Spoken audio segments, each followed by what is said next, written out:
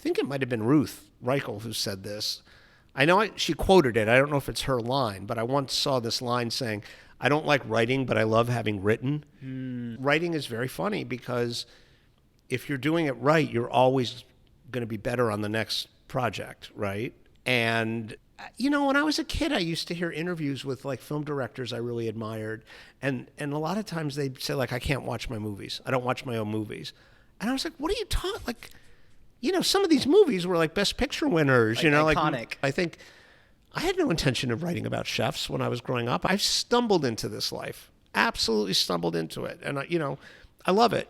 I used to work for a film producer in my 20s, and I remember him giving an intern like a welcome talk one day.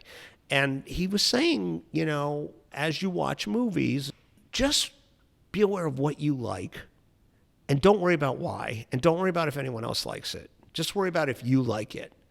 Because those are probably the movies you're going to want to produce, direct, write, whatever, when the time comes, And I think being alive to your own reaction to things is invaluable. And I think you get taught that.